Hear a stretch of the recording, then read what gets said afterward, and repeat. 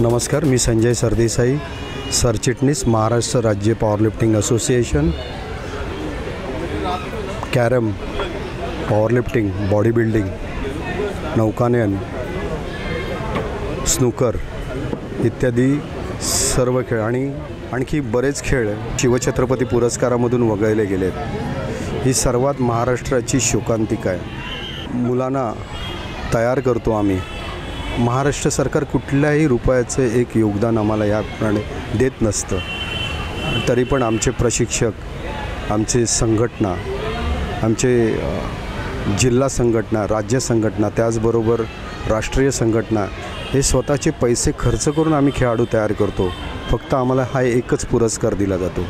त्या पुरस्कारावर पण ह्या सगळ्यांचा डोळा का, मला ही गोष्ट कधीच कळली नाही.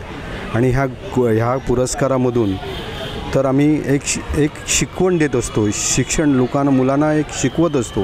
या रेव पार्ट्या, आत्महत्या, आणखी बरेच ज्या व्यसनांपासून आम्ही दूर करायचा खेळाडूंना प्रयत्न करत असतो, मुलांना प्रयत्न करतो. जो आईवडील आमच्याकडे आशेने बघत असतात की हे आमच्या मुलांना शिकवत आहेत आणि आम्हाला ह्या मुलांना ह्या सगळ्या गोष्टीपासून, मोबाईलपासून दूर नेतात. त्यांना किती आनंद होत असतो.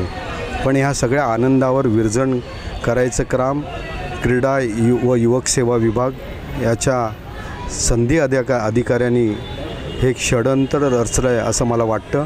आणि आमचा पुरस्कार पुनर्स्थापित करावा हीच आमची तुमच्याकडे एक विनंती आहे. आणि जर ही विनंती मान्य केली नाहीत तर आम्ही पुढचं पाऊल नक्कीच उचलू. त्यावेळेला फक्त आम्हाला तुम्ही दोष देऊ नका, एवढीच मला तुम्हाला विनंती करायची आहे. धन्यवाद.